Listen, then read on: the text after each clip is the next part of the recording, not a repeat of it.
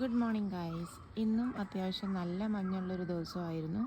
രാവിലെ എണീറ്റാൽ എത്ര തണുപ്പായാലും എനിക്ക് മുറ്റത്ത് വന്നത് ഈ കാഴ്ചകളൊക്കെ കണ്ടില്ലെങ്കിൽ ഒരു രസമില്ല. നോക്കിക്കേ, കുരുമുളകൊക്കെ പൊഴിഞ്ഞ് കിടക്കുന്നത് കണ്ടോ.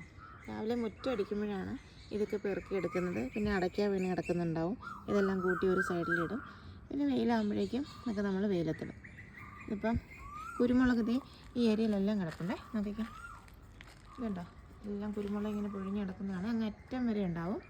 പിന്നെ നമ്മുടെ താമരക്കുളത്തിൻ്റെ ചുറ്റും, താമരക്കുളത്തിൻ്റെ സൈഡിലുള്ള മാവാണിത്. ഈ മാവേലും കുരുമുളകിൻ്റെ കൊടി കയറ്റി വിട്ടിട്ടുണ്ട്.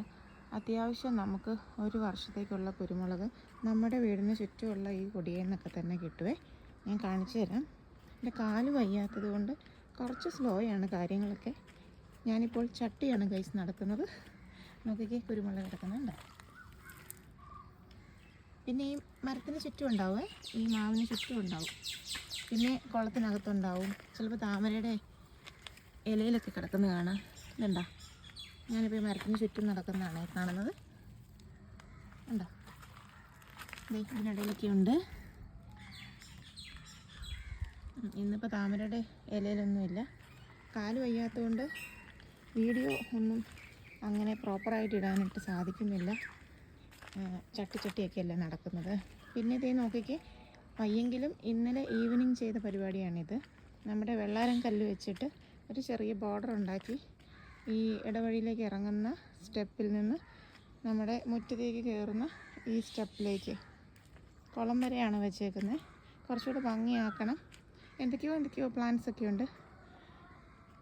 പിന്നെ ഇപ്പോൾ സ്ഥിരമായി ഒന്നിൽ കൂടുതൽ പൂക്കൾ നമ്മുടെ താമരക്കുളത്തിലുണ്ടാകുന്നുണ്ട്. അത് സന്തോഷമുള്ളൊരു കാര്യമാണ്. പിന്നെ വേറെ അതിൽ സന്തോഷമുള്ളൊരു കാര്യം, ഇത് സഹസ്രദള താമരയാണ് കേട്ടോ. അതിൽ പുതിയ ഇല വന്നു. ഇലയാണ് ഇങ്ങനെ വന്ന് പമ്മി നിൽക്കുന്നത് കണ്ടോ. അതുപോലെ തന്നെ പുതിയ മുള വന്നിട്ടുണ്ട്. വേരോടാൻ തുടങ്ങിയെന്നാണ് അതിൻ്റെ അർത്ഥം.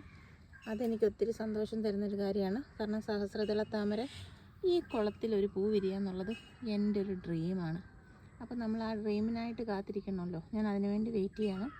പിന്നെ വേറൊരു കാര്യം, ഈ വെള്ളത്തിൻ്റെ അടിയിലായിട്ട് ഒരു നൂല് പോലെ ഒരു സാധനം കാണാം കണ്ടോ. അത് ഞാനൊരു താമര വിത്ത് വെറുതെ കൊണ്ടിട്ടതാണ്. അതങ്ങനെ കിളുത്ത് നീണ്ടങ്ങനെ കിടക്കുന്നുണ്ട്. വെള്ളം പോലും അനക്കുന്നില്ല. അതതിൻ്റെ ഇഷ്ടത്തിന് കിളുത്ത് വരട്ടെ. അപ്പോൾ ആ ഫ്രീഡം അതിന് കൊടുത്തേക്കാണ്. അപ്പം ഈ ഒരു കൊടിയുടെ അടിയിൽ നിന്ന് കിട്ടിയത് ഇത്രയാണ് ഇന്ന് കിട്ടിയത്. ഓക്കെ, അപ്പോൾ താങ്ക് യു ഫോർ വാച്ചിങ്. കാലൊക്കെ ഒന്ന് ശരിയാകട്ടെ. അതിന് ശേഷം നമുക്ക് ഈ ഗാർഡനൊക്കെ ഒന്ന് സെറ്റാക്കണം. പറ്റുന്ന രീതിയിലൊക്കെ ഈ ചട്ടങ്കാല് വെച്ചിട്ടാണെങ്കിലും ഞാൻ സെറ്റാക്കിയിട്ടുണ്ട്. പിന്നെ 2-3 ദിവസമായിട്ട് ഈ ഏരിയ ഒന്ന് അടിച്ചു വരാനൊന്നും പറ്റുന്നില്ല. അത് ഈ കാഴ്ചയിൽ തന്നെ നിങ്ങൾക്ക് മനസ്സിലാവും.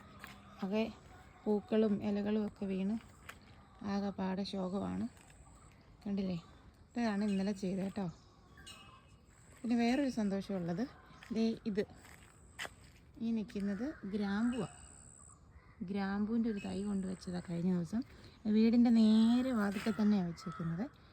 അതിന് റീസൺ എന്താണെന്ന് ചോദിച്ചാൽ, മുറ്റത്ത് വെക്കുകയാണെങ്കിൽ ഗ്രാമ്പൂ പൊഴിഞ്ഞ് വീഴുമ്പോൾ നമുക്ക് പെറുക്കിയെടുക്കാനായിട്ട് സുഖമല്ലേ. ആ തൊടിയിലൊക്കെ വെച്ചാൽ പുല്ലിൻ്റെയൊക്കെ ഇടയിൽ ഗ്രാമ്പൂ വീണാൽ അത് കാണാൻ കിട്ടത്തില്ലല്ലോ. അപ്പോൾ ഇതൊക്കെയാണ് 2-3 ദിവസത്തെ വാർത്തകൾ നിങ്ങളോട് പറയാനുള്ളത്. അപ്പോൾ താങ്ക് യു ഫോർ വാച്ചിങ്. ഉണ്ടല്ലേ, രാത്രിയിൽ പട്ടിയുടെ പണിയാണ്, താഴെ ഇടും. ഓക്കെ, അപ്പോൾ താങ്ക് യു ഫോർ വാച്ചിങ്. പിന്നെ ഇത് വീഡിയോ എടുത്തുകൊണ്ടിരുന്നപ്പോൾ കണ്ടൊരു സന്തോഷം. നോക്കിക്കേ, നമ്മുടെ ഈ ചെടി, ഇതിൻ്റെ പേരെന്താണോ അങ്ങനെ മറന്നുപോയി. ആ ഗാർഡനിൽ ചേട്ടൻ്റെ പേരൊക്കെ പറഞ്ഞു തന്നെ, പക്ഷെ മറന്നുപോയി. ആദ്യത്തെ പൂവുണ്ടായി ഗൈസ്. അപ്പോൾ ഇതാണ് ഇന്നത്തെ സ്പെഷ്യൽ കേട്ടോ. ഇത്ര നേരം പറഞ്ഞതൊന്നുമല്ല. Thank you for watching. Bye bye. Have a nice day.